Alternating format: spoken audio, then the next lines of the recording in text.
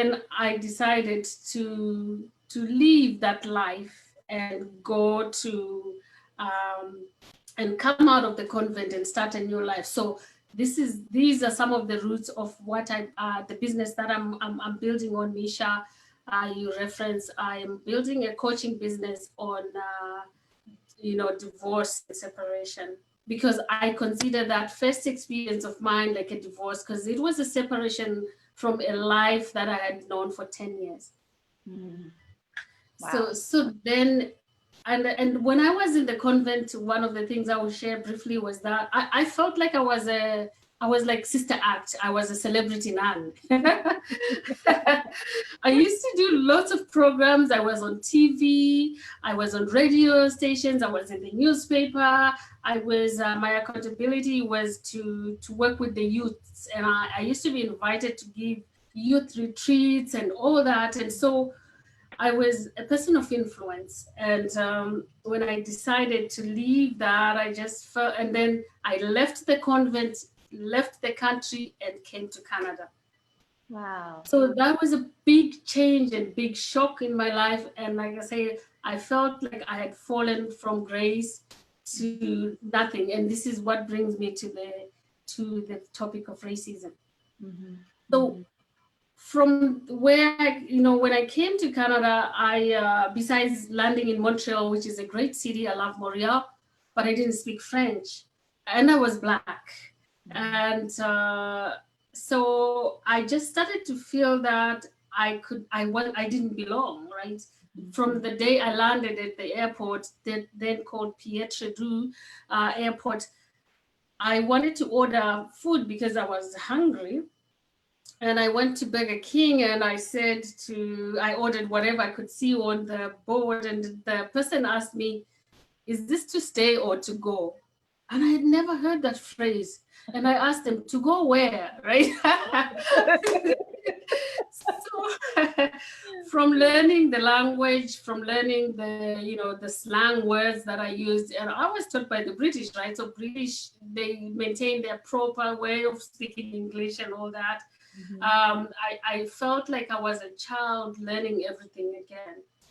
But more so, I think what really shocked me was the treatment of less than a child, because children, we value children in our societies, in our communities in North America here, but more like a nuisance, like being tolerated, right? So I remember where we would go to process my paperwork, and we were always pushed into go line up, don't stand there, do this, and I just felt, wow, what have I done wrong? And so these were some of the signs. For me at that time, I thought it was just because I'm coming to a new country, I'm trying to understand new things, and I don't understand them. So long story short, then I moved to Alberta because then I wanted to be in a place where I didn't need to learn French, and then where I could go into a job that was a little more professional, because in Montreal, all I could do was go and do telemarketing or go do piecework jobs like clean for someone and things like that. So I left Zimbabwe when I had graduated from university, and I was a teacher. I was a high school teacher. I taught history and I taught religion, because my major at university was philosophy and religion. Oh, wow. Okay. Yeah. So I was a high school teacher too. I don't know if I told you that. No. Oh, yeah. yeah. I was teaching French and Spanish for high schoolers. Oh, wow. I should come and learn both those languages. I am interested in the language. I just didn't have enough time to. I have taken French, but because I'm not practicing, I'm forgetting some of the words, but I can help myself. And Spanish is an interesting one too. Yeah. So before you go further, I'm curious. So when you first arrived in Canada, you noticed that there was some treatment that didn't seem right, but your initial thought was that it had to do with the fact that you were new and didn't speak the language? Yes. And then what you were you started to understand that it had more to do with your being Black than it was actually having to do with being new. Yeah, exactly. And how did you identify that? So I identified that from looking at other immigrants that were like me. And so we would go job hunting. We'd go to some agencies and sit there and then I'll see white people being called for a job. And a lot of us who were left sitting were Black. And so if your name was not called on that day, you went back home, there was no job for you. So then at first for me, I thought it was because my name was difficult. Mzvondiwa is very difficult. And Cecilia is my middle name. So I actually was forced to relegate my original first name because it was very difficult. I thought it was difficult and people struggled to give me anything because of that. So it's in Tombi Zodwa, which is also a long name. And so I decided, no, I'm just going to go by Cecilia. I can't do much with the last name. I will keep that. So I was forced to actually, drop my first name to use my middle name, which is my baptismal Catholic name, and it's easier here. And so that was one, so kind of losing my identity in order to fit in, right? Yeah. And so fast forward story, I settled here in the English speaking part of Canada and became a professional. I went back to school. I did my master's in political science, focused in an area called human security and peace building. It actually talks about times like these, pandemics, disasters, and all that. So I was actually feeling all this time, this is my element. I should be doing something humanitarian in this field. But I just didn't go ahead and practice that because I already was employed in the health sector. So I worked for the health system in my state. So then the interesting piece is that I got this management position, and the times that I actually felt that, okay, here I am struggling because I'm a Black person, is when people would call in and they want to talk to the manager, and the secretary will send them to me, and then they will still tell me that they want to speak to the manager, and I say, I'm the manager, right? And then there's times when I have, because in my job we do teach leadership development. We have a big organization, and so one time, I used to be the one in the classroom before I got the management job. And at one time I was in the classroom and I shared this on a different platform where I was setting up, so putting my laptop, my projector and everything, and people came into the room, and one lady asked me, are you the girl who's going to bring us coffee today? So usually I am feisty, right? And that day I just was like, no, I don't think I have the energy. My energy is to run this whole day of, I had about 100 people in that session, and there were psychologists and social workers. And I told myself, no. I said to her, yes. And I said, just let me finish what I'm doing and I will bring you coffee. So wow. I finished setting up, and then it was 9 o'clock. We were supposed to start, and I said, okay, everybody settle down. And usually when I do a session in our organization, I don't feel the need to say the letters behind my name and go extensively about what I have done, because I know and understand people don't care what I know. They care about how I make them feel. And that is what I was focusing on. But on that day, I just wanted to answer that lady. So I introduced myself and I said, my name is Cecilia Mzvondiwa. I am the manager in HR. My background is I have a bachelor's and an honors in philosophy and religion. I have a master's degree in political science, and I have a law degree.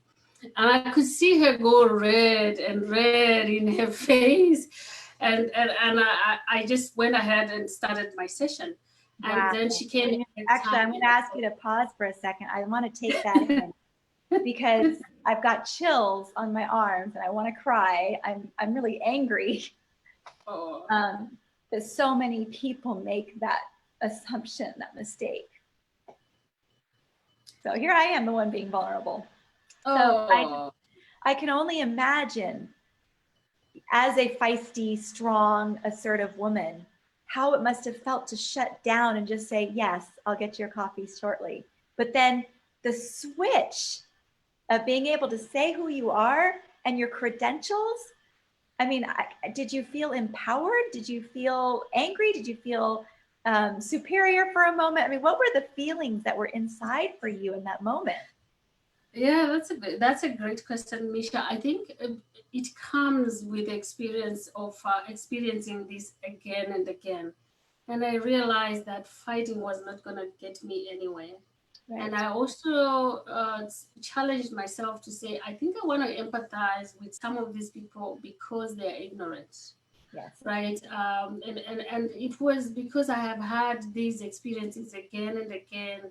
At one time, when I was doing my master's in political science, I was actually invited to do a research on the use of rape, as a weapon against in wars situations. Mm-hmm. And I went to present that in a panel of UN meeting in Addis Ababa, Ethiopia. And so on my way back, my flight was delayed from Amsterdam into Montreal. And so we were given a voucher to stay in the Hilton Hotel so I would connect into Alberta afterwards. So I take my bags, I am tired, I get to the shuttle, the Hilton shuttle. The bus driver says to me, "Excuse me, young lady, mademoiselle in French, this bus is for the hotel guests. The bus that go downtown are over there," right? Oh. So, uh, you know, that time I was angry because I was tired, I was hungry, and I'm like, "You are a bus driver, you don't know me, But then I realized that the energy and the anger was not gonna get me anyway. That is why I developed the strategy of, like, you know what? I don't have to fight all the time. If I can, it's emotional intelligence, right? So it's how to feel the emotion, to manage it, and to not react right away. Correct. Yeah. And so while it's a negative experience, it has taught me that as well, to be able to manage myself. Wow. Which shouldn't be normal circumstances, but it's a survival tactic. It And is. so I mean, it's a very important tactic. And at the same time, you're spending so much of your life educating people how to treat you like a human being. Yeah, yes. And I think the sad thing, we talk about in my organization, I've been tasked to look into diversity and inclusion strategy. What is our stance? What is all that? And we talk about other forms of discrimination. I think the sad reality of discrimination against race is that it's not something that I can hide. Right. I can, unless you tell me that you are a trans woman or that you are sexually oriented this way, or I would not right away know, right? Mm-hmm. But being Black is something I can't hide. And Right. so there were times I say to God, I don't understand. Of the things that I want to ask when I meet God is why were we made in different shades? Because if we didn't have that, we would not have this issue, this problem. Because I also think I have a daughter who is going to turn 2 next month. I think of me and I say, it will be so sad for her to go through what I've gone through. Seeing that she's a Black little girl, she might be picked on in school, she might be passed over in jobs, she might be in promotion. All these things that I have had as lived real experiences for me. And I am thankful that I was born strong, but still, like I said, you can't spend a lot of your time just fighting and in fighting to be seen, to be heard, to belong, to have that, permission to be, so to say. Yeah. Yeah. So you have to live your life, right? So if you're using all that energy, then you're not getting to live your life. And I know a lot of Black people that I've spoken to, and I have a lot of different friends, they qualify in different ways. So it's either Black, brown, person of color, African. That's why I asked you before you came on, how do you identify? And I know you said Black or African Canadian. Yeah. But everyone has a different decision on how they want to identify. But two of the biggest things is they've said, they can't hide the color of their skin. Number one. And number two, they don't want to, they want to be able to live their life and not just survive it and not just defend themselves all the time. So it sounds to me like you found a way, for the most part, to navigate through this racism and live your life. But what I'm also hearing is you still have some sadness and fear of how your daughter might grow up, because it's still happening. Yeah, it is. And I had a very interesting conversations with one of the leaders in my organization that I really respect. Because they say to me, Cecilia, I'm here to listen, I'm here to learn, and I'm here, let me know if I say something that's not right. And I really respected them for that, because I said to them, listen, in this organization, this is the first time in 14 years that somebody has said, I'm here to listen and hear you, because that hasn't been. Because one of the sad things, or the unfortunate, or the tragedy of the discrimination is because it comes in various forms, like unconscious bias and conscious bias too. It comes in many different way, shape, or form. In my at the table that I used to sit, being the only Black person, people would really try hard to include me. And for the most part, I was like, okay, why is this one not giving me eye contact? Why is that one having a conversation with the person, across from me, but leaving me out? We could be together for a meeting, for dinner, or whatever. And at first I used to think that something went wrong with me when I was on that plane to come to Canada for the first time. It's like, what changed? I was this vibrant, social, happy person, and I have become something else. And so one of the things that I would say is that I think the experiences of being racially discriminated as a Black woman have changed me. And the sad irony of it is that here in Canada, people want to think of it as events happening south of the border. And I said, can we stop this? Because I have lived experiences of every day being invisible, being racially discriminated here in Canada, in our own backyard. So let's not project it to be a problem of the United States or other countries. It is a problem here too. So I think that in my own reflections, I think that we have a bigger problem here, because it's very difficult to deal with discrimination that is insidious. Because as a lawyer, I know when we talk human rights, these are some of the things that are kind of nebulous. It's very difficult unless you can really pinpoint tangibles to say, this person said, I don't like you because you're Black. You don't have evidence to say, they didn't call me for an interview because I'm Black. They didn't give me the promotion because I'm Black, because they can give you any other reason. But the real reason was that you are Black. So I think when we think of how do we root out systemic racism, we need to think of those areas where it's not so overt as well. And that's what I've been up against for the past 20 years that I've lived in this country, because Canada is proclaimed to be this welcoming nation, rainbow nation with everybody from everywhere, but it's just as good as that. And when it comes to the lived experiences of a lot of us, we will tell you that it's worse. It's the same or even worse than what we think about the United States. And I know I'm making political statements. Some people will not be happy with this, but I'm only sharing my experiences and my thoughts, right? Absolutely. Well, and Robin, I don't know if you know Robin Spence. She's in the other program in our coaching sisterhood, but she's from the UK, and she actually mentioned, that even in the UK, there is a lot of racism, but it's also that insidious place. She actually shared a story, which I started crying, but of course I'm emotional. So, but she was pregnant with one of her daughters, and a woman in the grocery store looked at her and said, "Oh, not another one."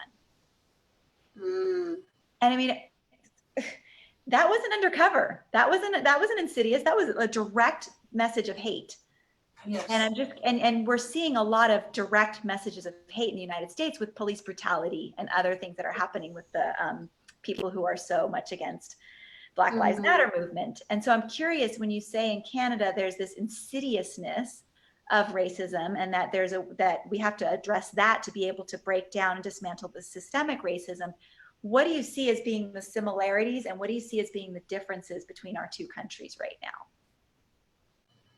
Yeah, so what I see as the similarities, I see that in the police, because here we have seen that not just against people of color like Black, but against Indigenous people as well. Same things if they go into the grocery stores, they are followed just as the black people. Right. And I used to hear my Black fellow Africans or Black people saying, if I drive a nice car, I bet you the police are gonna stop me, thinking I'm trafficking drugs or something. And this is their car or something, right? Yeah, yes. So those are some of the similarities that I see between the United States and Canada. And then the differences, like I said, is that I love Canada. I'm very grateful that I ended up in this country, but behind that smile is always this, we don't get to the reality of things. We kind of want to sweep them under the table, cover them up, because Canadians are not confrontational, right?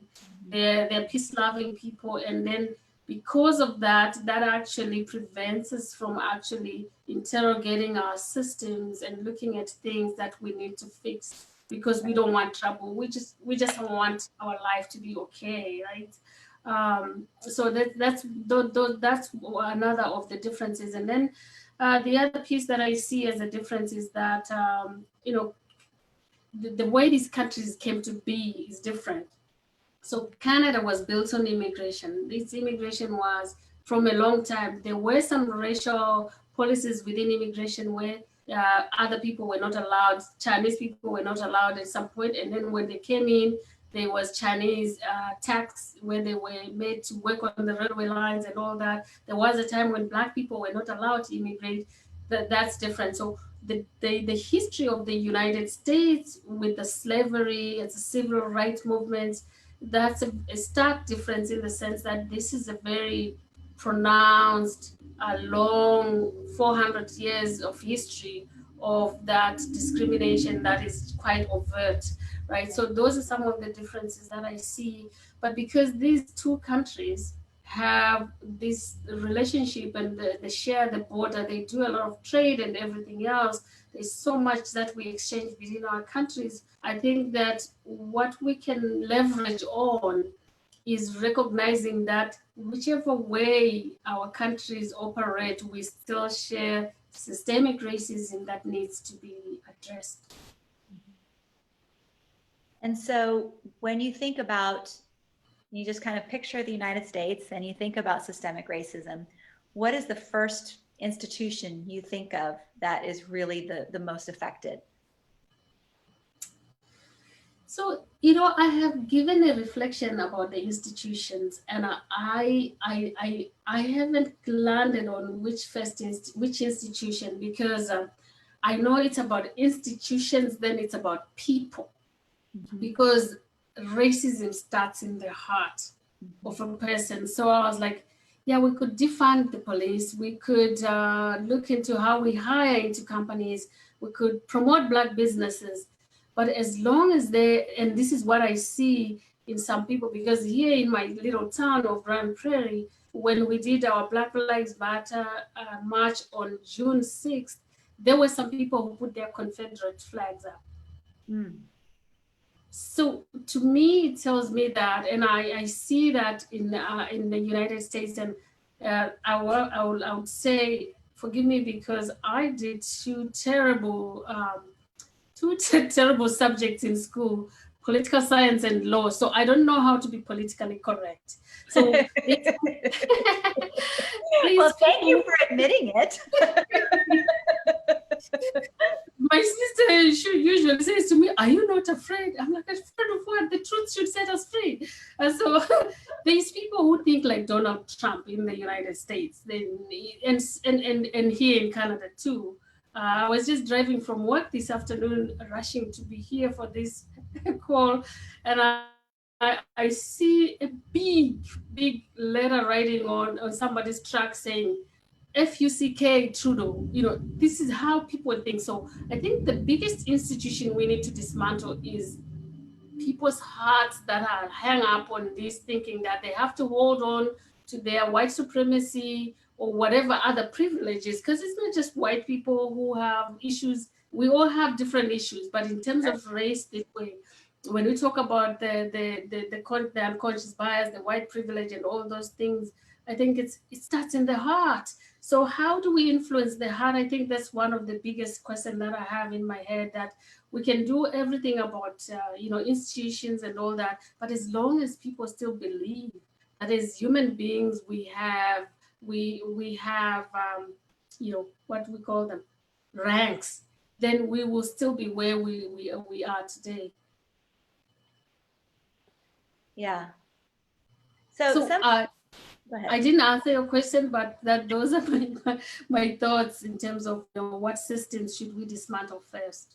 Yeah, it's really challenging, because I know I just received a petition through some young students at a local high school where I live, and they are wanting the school district to take accountability, be accountable, and start offering textbooks and authors that represent a variety of backgrounds.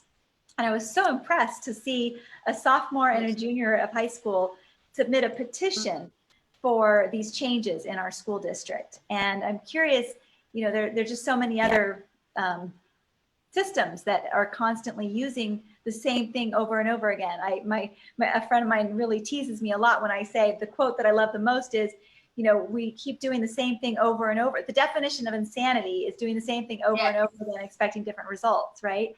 So with systemic racism, there are just even the slightest things that, for example, this is going to be strange, but at the same time, I mentioned in my last interview, napkins are white, paper towels are white. The idea that clean is white and black is dirty. Yeah. And I even watched a video with children, small children, black children and white children, and they were asked which doll they wanted, a white doll or a black doll. And even the black children wanted the white doll, because the white doll was prettier or a good girl. And it just blew me away. So in that sense, that's not, that's in the heart, but it's been planted in the heart, as opposed to what you're talking about as racism, people who just have hate in their heart, perhaps. I don't know. Or maybe they have fear in their heart. They feel threatened by opportunities that others might take away from them, which if they get the opportunities, they deserve the opportunities. But oftentimes systemic racism, like you said, even in Canada, you may not have gotten the job because of the color of your skin or because of the name. Not being able to pronounce your name or say your name, like, oh, that's a foreign name or that's a black name, so we're not going to call that person. That's is that hatred, or is that fear that's developed into racism?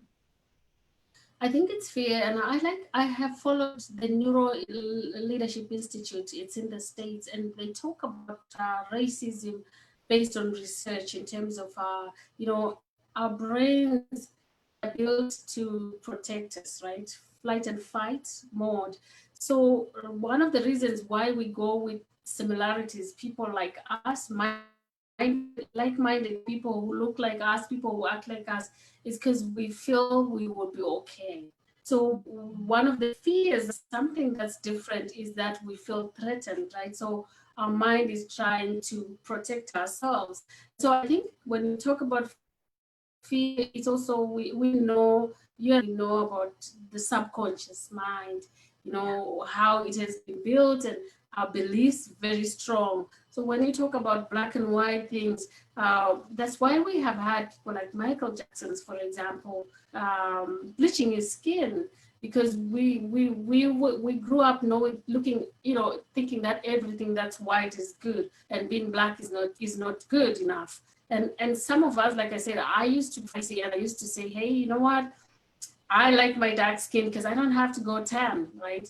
And it was a way of fighting back and trying to convince myself that it's okay to be Black, it's okay to have dark skin. You know, and I think that, okay, it's good because I don't blush. No, I'll blush, but you won't see that I'm blushing because it's all contained within the dark skin. So I have had to work very hard to look into what's the good thing about being Black. I've even had conversations with my friends in terms of the concept of beauty, right? So beauty for a woman, you know, in this part of the world is tall, blue eyes, you know, blonde hair and all that. And I said, you know what? I think ourselves as Black Africans, we got the concept of beauty right in the first place, because I said, I see people now going to inject their lips. I said, I got full lips. These are natural. I got big enough boobs. These are natural. I don't have to inject anything. I've got enough bum. It's all natural beauty that I have. You see, I told you I don't know how to be politically correct.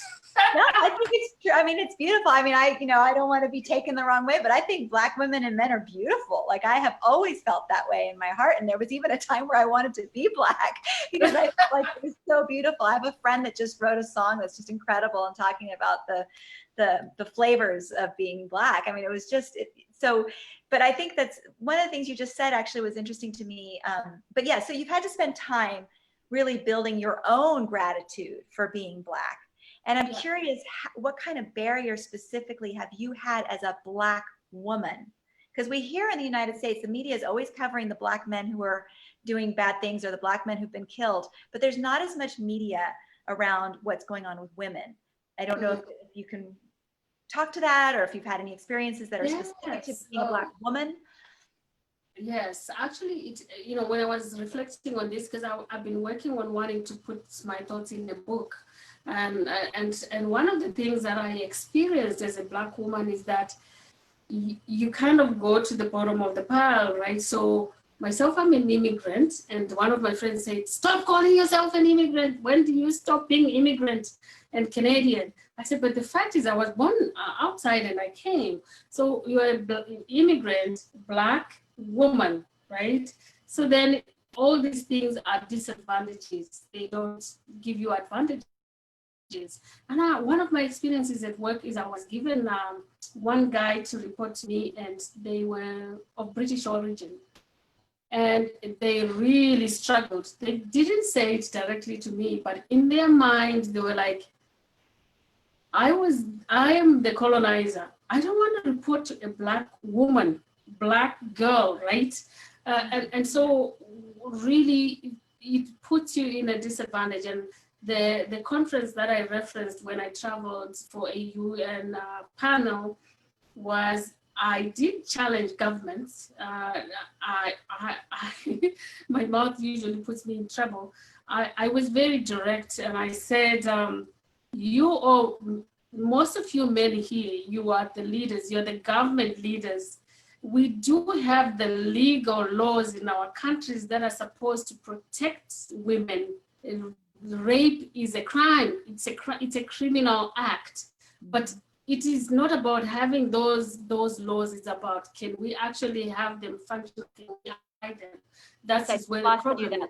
I just lost that last part of that sentence. Can you say that one more time? Oh, the last sentence, I was like, the problem was not because we didn't have laws that prohibit rape on women, but the problem was that the laws were not being applied. There was no rule of law in many of these African countries, so to say, because I based my presentation on that.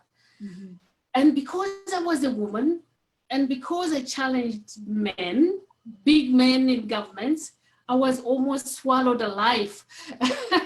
Because in big panels like that, you make your presentations and then questions come at the end. And so all the questions that came were for me.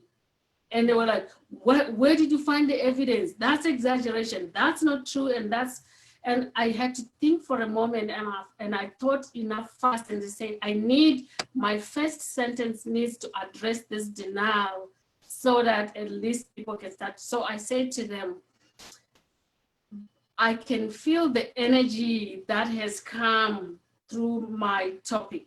And I appreciate that because I think it made you people think. And I said, here is the fact now. As long as we continue to deny that there is a problem, we will not fix it. Right. And I said it in those strong terms. And then there was an applause. The whole people, stood up. And then I felt, oh, thank goodness. But all just to answer your question in terms of as a Black woman, what are some of the, spaces that you have, suffered? I felt I was among my Black brothers as government leaders in Africa, and they still did not want to hear it from a woman. And then when I come here, the fact that I'm Black and a woman actually disadvantages me more. Mm-hmm. Mm-hmm. So when, clearly systemic racism has been an issue all over the world, but in this country of the United States for 450 years.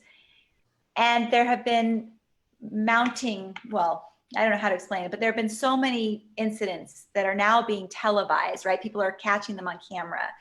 Mm-hmm. Can you share with me, you don't have to if you don't want to, how it felt for you? I don't know if you saw the broadcast with George Floyd, but do you have words or feelings or thoughts of that experience and how that made you feel? And I guess in connection, well, start with that, if you want to just talk about that particular incident. Yeah, so to be direct, I didn't watch that clip because there's a reason I didn't become a doctor or a nurse. I am of a faint heart. And so I refused to watch that. So each time it came up, I looked aside. Mm-hmm. But I still can hear because my ears were not closed. I could still hear this voice, I cannot breathe. And I heard him say, Mama. So that just pierced my heart. Like I said, normally I take myself as a very strong person that operates from the head. It takes me a lot of energy to move from my head to my heart, but that just moved straight to my heart, and I felt that I could not breathe myself. And what that did for me was, since that day, I have had the courage that I didn't have before. I went onto many platforms and just proclaimed what I believed about how bad racism is. And I challenged people who, before I had no courage to challenge. And now I've landed myself into being very busy because then I've been given work to say, okay, help us to think about how we can fix it. So I find myself in a lot of meetings now because what that did for me was to say, I don't want this pain of this man and many before him, and still many to come, because we haven't fixed the problem, to go in vain.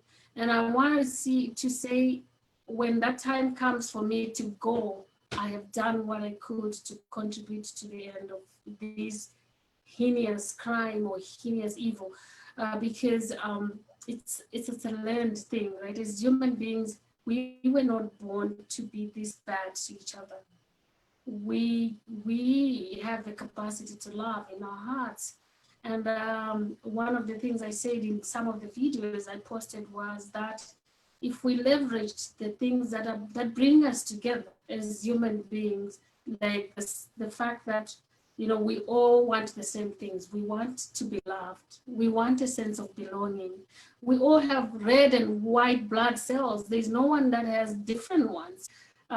We were all born and we are all going to die. Those are very strong things that tell us that we are all human beings.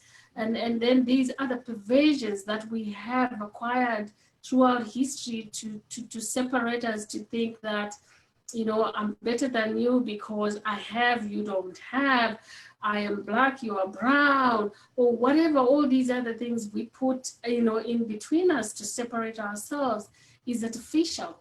So those are some of the things that actually made me, the feelings and thoughts that bubbled up as I hear, the cry of George Floyd, because I refused to watch the video. Yeah, thank you.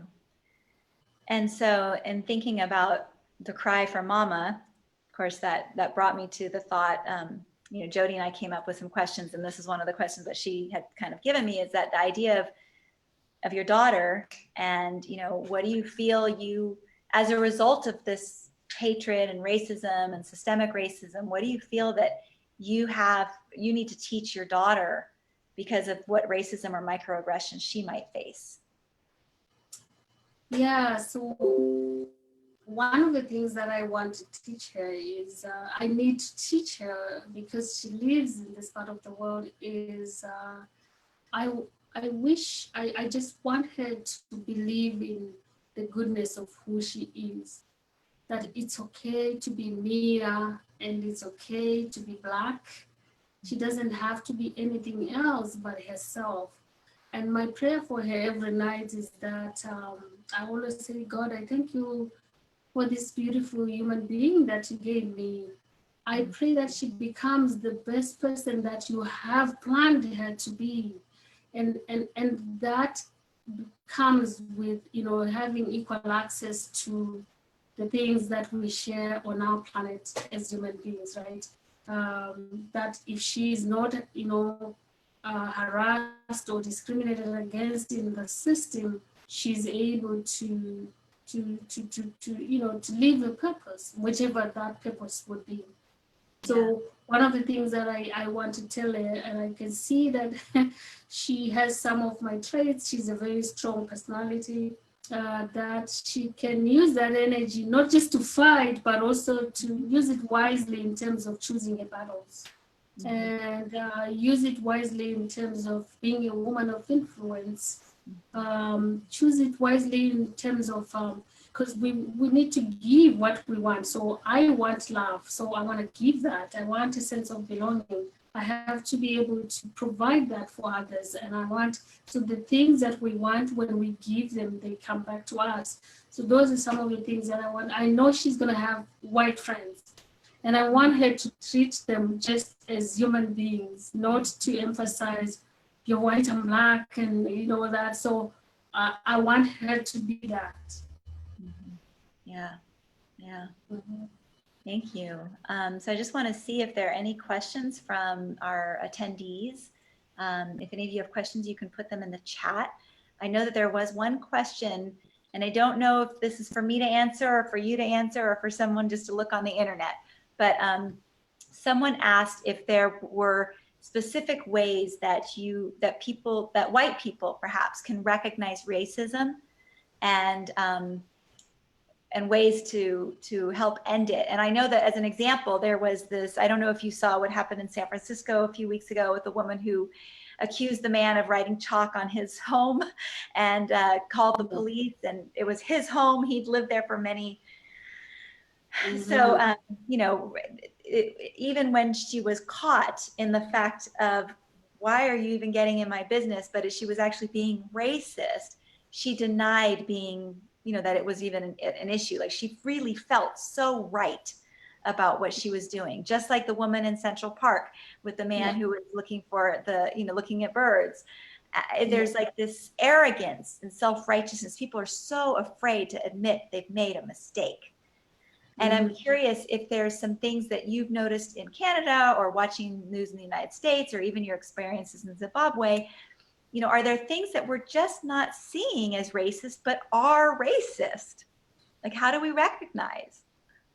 Yeah, that's a good question, because a lot of it, because we grew up to think it's okay, right? So sometimes quite difficult for my white friends to know that this is not the right thing.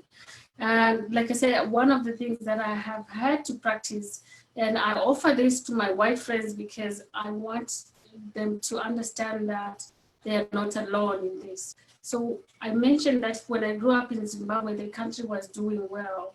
We had people from neighboring countries like Malawi and Mozambique coming to work in the mines, on the farms, as domestic workers. I then was sitting in a place of privilege, but I didn't know, no understanding. I participated in making fun of these people like, oh, the Malawis, they come and work in our mines and on our farms. Mozambicans, we make them go look after our cattle in the village and be our domestic workers because it seemed normal.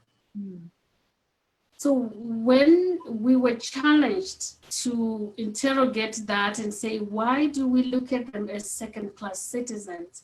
At first there was this anger and denial because how come you are coming to take away my privilege, right? And so I think one of the things I can offer is that from my own experience of dealing with that is if something makes me uncomfortable, it's saying something to me. I need to pay attention to it. So what is it that people are afraid of? Why are people afraid of Black people, for example? Why would white people be afraid of? So I think it's more about opportunity to reflect and think. So I didn't have I can share this. I come from Zimbabwe where to be gay or lesbian, it's a crime.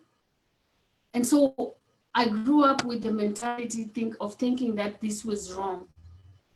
And I had to work on that mentality when I came here to Canada.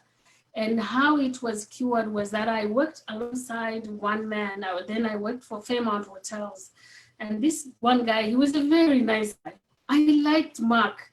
And then I only got to discover later on that he was gay. And that took away the fear because I didn't relate to him first as a gay man. I related to him as a human being.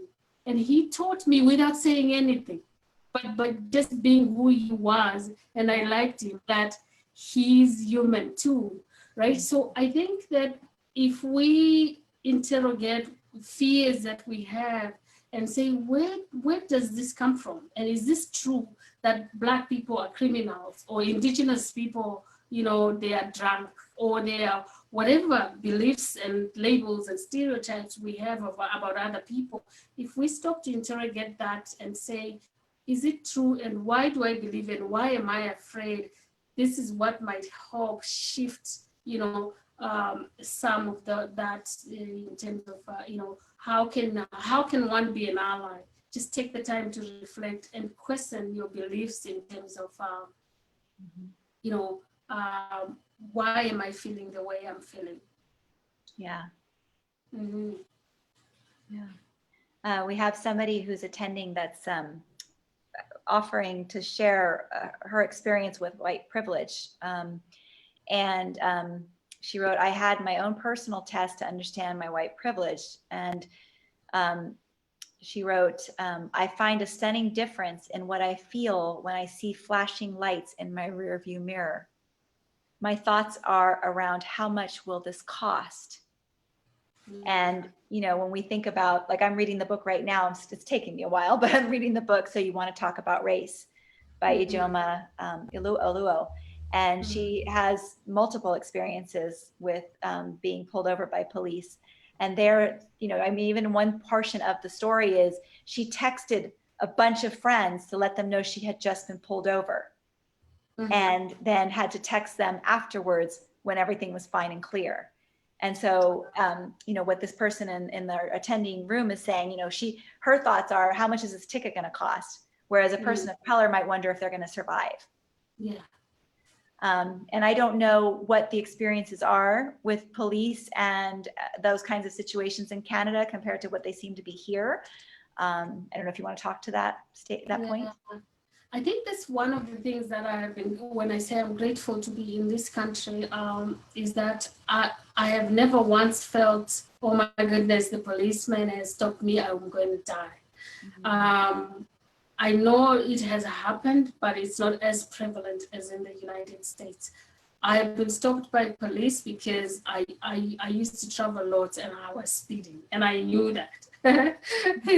So, and I was like, I don't driving fast. And I even told my participants, because I was going to a session and I was late, and I said I was driving here. I think people were just thinking, what a Black man woman, So I have never felt that, oh my goodness, I'm gonna die. But I have been grateful that the police stopped me, because speeding is detrimental to my own life, right?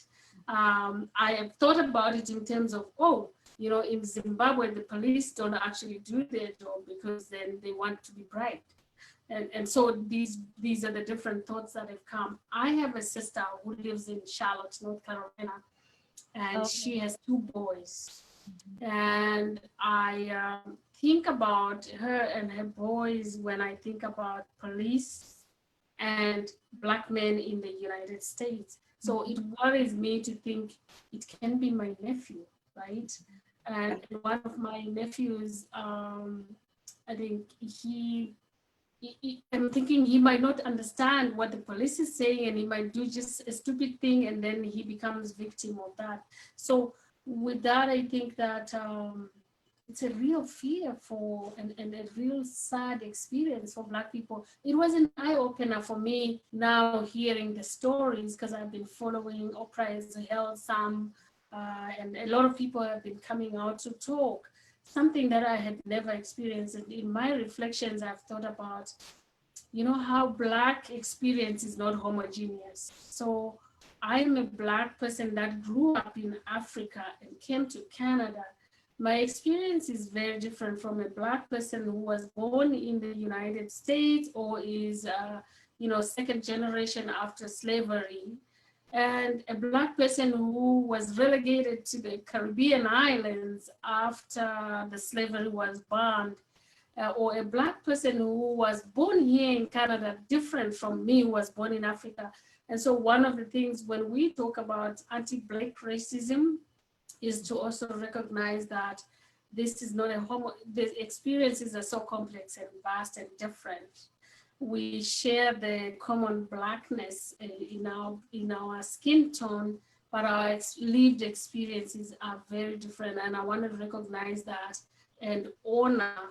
When I think of the experiences of the people in the United States, and I told you I taught high school history, when I taught slavery in school, it was something that always choked me when I was talking about it, because I could not believe how people were taken away, like snatched from their families, packed in these slave ships like sardines, and made to drive, you know, to drive yourself into slavery. And if you could not make it, you died, you were thrown into the sea and all that. And I have always marveled in a negative way, marveled at how the human heart can be so vile, right? So how the human heart, and I've been to the Caribbean islands, to Barbados, and looked at these plantations.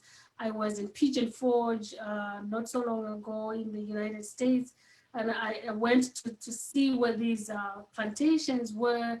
I watched movies like Slave, I watched movies like Color Purple, it just bubbles those. I cannot, you know, it's above my human intelligence to understand how we can subject each other to those extreme treatments, lynching, for example, all these things. So it's something that I've told myself, okay, if I continue to look for information that way, I might go crazy. What I need to say is, how do I channel my energy into what can we do now to you know, to influence change, rather than stay in the negativity of all these bad experiences that we can read about. I think that's very, very important. I know that a recurring theme that we've had at every single webinar is just kind of identifying for those who are listening and watching that the most important thing is to do something, and to do it, make it an actionable, sustainable something. You know, I know for me, I can do these webinars. I can't go out and do protests in the street. I'm at risk, and I have the physical and other issues that would prevent me from being in huge crowds like that anymore, although I used to do it. But I can do these webinars. I can do them 2-3 times a month, and I can give the voice to Black and African American and Brown and Canadian African people so that they can share what's in their heart. I can donate money to campaigns that will help change government. But I can read books to learn more about the history of the Black people and the slavery and the racism. And so there are sustainable, ongoing actions that I can take. And that's what I would like to continue to encourage people who are coming to the webinars, who are out in the world, that's how we can make a difference. Even if you don't feel like it's very big, it's better than doing nothing at all. Exactly.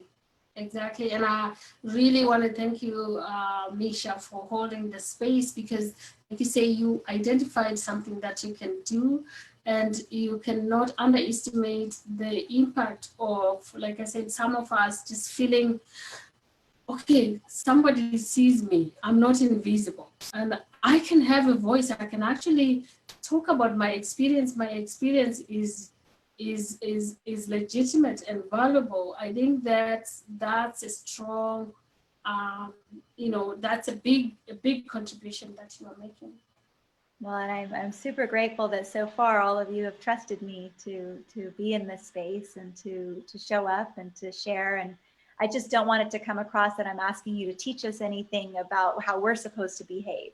I've had my own discrimination situations with my disability. I've had discrimination when I was even living in France as an American Jewish woman, with some people saying, go back to America, you dirty Jew. And it's like, wow, that's very scary and upsetting. And as a woman, even here in this country, being perceived by police officers as Muslim and being treated in such a way, I was actually escorted out of a building because they thought I was dangerous. And I had 3 of my children with me. So it's not by the color of my skin, but there are still perceptions and a hardening of the heart that seems to be prevalent. So I can never, ever say, and I never will say, that I can see what you're going through and I feel it and I understand it. I have no understanding of what you're going through because I'm not Black. And at the same time, I know the pains of being discriminated against, and I know the pains of being mistreated. But I can't compare. I can't compare to the Black community what's going on with them and what happened with my life. So I guess with that, I would love to ask you if there's something that you wish for your life, your daughter's life, for the country, the world, anything you want to say. The floor is open for you to say anything that's on your heart. And then I would also like to, offer you the opportunity to tell people what you do, how to contact you if they want your services. I want them to be able to support you. So. Thank you. Yes. So some of the things I want to share in terms of human beings, humanity, racism, and all that. My daughter, I want a different. I want a better world. I see myself as a citizen of the universe. I'm not tied. My mother is completely from Zimbabwe. My dad is a South African background, and I live in Canada. And I don't want to be defined and confined to country boundaries. And I don't want to be defined and confined just to the color of my skin. I would like to see, we have made our world a global village, right? So a village where everybody belongs.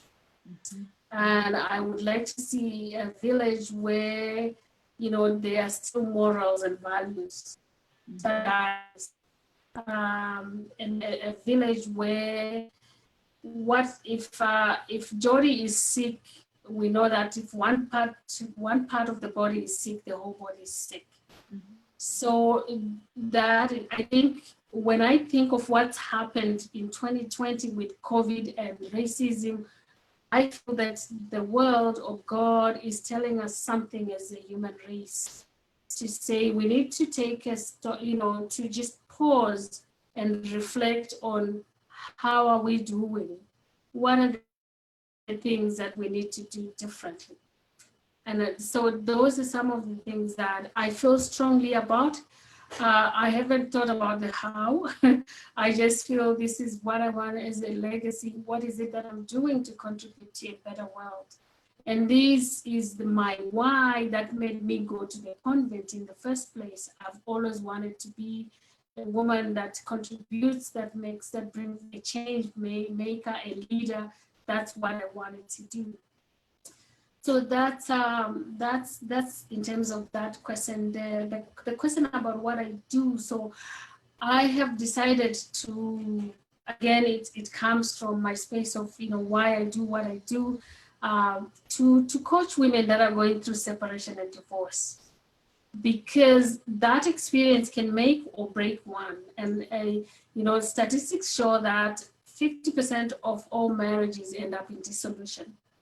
And if that is the number, which means a lot of us women go through that.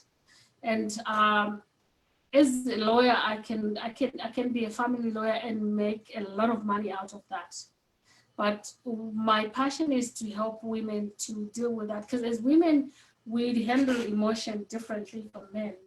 So if you go to a lawyer and cry and tell your story 5 times over, they will listen and, turn around and give you a big bill.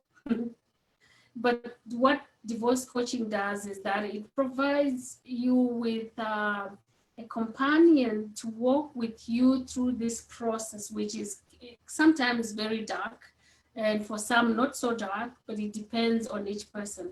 So to help women navigate the messiness of divorce by focusing on, okay, let's deal with the emotion first. Experience your emotions, release the negative energy, honor them, so that you can clear your head to think about what you need to look at when you are actually going through this. And then we can talk about the landscape, the legal landscape of, what does it mean now if you have children? What about custody? What about guardianship? What about access? What about your finances? What do you need to think about? And all those things that a lot of people are intimidated about. One of the things that I realized was, if I tell anybody that I'm a lawyer, they will, oh, you're a lawyer. They remove the humanness from me and think of me as this other person out there. And so one of the things I want to do is to demystify and humanize that attorney or lawyer. This is a person you hire, you are paying them. That a person, as a woman, you have the right and privilege to say, I want A, B, C, D, and talk with your lawyer, they're human. And so that way you can reduce your cost. And then also, of course, as a woman, I've gone through separation. Like I said, I went through separation when I left the convent, and I got married, and I went through separation and divorce, and realized that it shakes one's confidence. It makes you feel, my life has ended. You feel guilty about many things, whatever emotions that go with it. I want to help women to relinquish that, reinvent themselves, transform themselves, and be the best version of who they were meant to be, because this past experience shouldn't define them forever. So that's why I do divorce coaching, and that's what I'm building as a business right now, just so that at least I can help women. That's beautiful. And, I can say, just based on the information you've shared today about empowering yourself as a Black woman, I can't even imagine the amazing services people will get from you as a Black woman empowerment coach for people going through divorce, women going through divorce. So would you be willing to put your contact information for people so they can find you? Do you have a website or a link or any kind of free gift you want to offer them, or tell them about anything, whatever works? You can put it in the chat. And while you do that, Cecilia, I just want to mention to the people listening and watching that in the chat for this webinar platform, I put in some resources to becoming better allies. There's one form, the first HTTPS address I put in there for, it's a document that I started to create with a collaboration of others. And the second document is one that's scaffolding that a friend sent to me. The other thing in the chat, and for people who are on Facebook and on my podcast, I will post this into the comments. That if you know anyone else who would like to be a panelist, and I'm specifically talking about people of color, and primarily at this time, people who are Black, brown, and identified as some African descendant, that wants to be a panelist for the webinars, I also put a calendar link in the chat. And then I also am starting a collection for the panelists. I've had a total of seven panelists as of today, including Cecilia, and I would like to be able to support them and send them financial support to help them with their businesses or whatever else. So I put the Venmo account in there as well. Once I get something more official, I will. So, oh, look, we have a visitor. Hello. Yes. Hello. Say hello. Hi, beautiful. Oh, somebody tired. Hi. Say hi. So I'm trying to find my link here for my divorce coaching. yeah. So somebody put in the chat, let's see, we have Diane who said, thank you, Cecilia. It was an honor to listen to you. Bonnie wrote, I have so appreciated the opportunity to hear from you, Cecilia. I've been weepy and appalled and also in awe and so grateful to have been able to hear your story. Also, I was appalled and in awe and grateful to learn a bit more about Misha's story too. Thank you, Cecilia, for sharing your story. Thank you, Misha, for hosting the session and the series and sharing yourself so generously. And this is somebody that we know through our coaching program. So she's grateful that we have the program and to actually meet us virtually. And then she wrote, what an adorable, beautiful child. Aww, thank you, yes. Bonnie. You are in my province, so we should meet one of the days when I come to Edmonton. That's right. Bonnie's in Canada. Absolutely. Yeah. So yeah, definitely if you have a link that you want to put in the chat, Cecilia, to promote your business, I will also put it in my Facebook page and on my website. I want to make sure that there's a way to compensate you for your time. And I'm not rich yet, but you know, I want to thank you from the bottom of my heart for joining us and being here and sharing who you are. No, the honor is mine, and you don't have to compensate me. I think this was just a privilege that you provided for me and Mia. Yeah. Yes. Yeah. Does Mia speak other languages? No, she can hear a few words of my language, but she's not yet, because she's just 2. She's beginning to say a few words. Oh, hi, Mia. So, Cecilia put her Facebook page in the chat. She has a group called Divorce with Less Pain and More Freedom. So if people are willing to pass the word on and celebrate Cecilia and promote her business, and yeah, just one last time, thank you. Thank you so much for being here with me and with Jodi. well, thank you, and thank you to Jodi for being such a good host and managing everything. Yeah, she's trying to get the questions and she's my technical wizard for now, because sometimes I can do it, but not alone. I wouldn't say wizard. Thank you. No, thank you so much. I really appreciate it. And I hope to stay connected, Misha. We will. Love you. Well, thank you. Say bye, Mia. Hi, Mia. I'll blow you a kiss. Mwah. Hi, Mia. Night. Are you going on night for already? Night. Oh, it's night. Okay. All right. Thank you so much, Cecilia. And thank you to everybody else who was here and watching, and lots of love. Thank you. We'll talk. Thank you. Bye, dear. Bye-bye.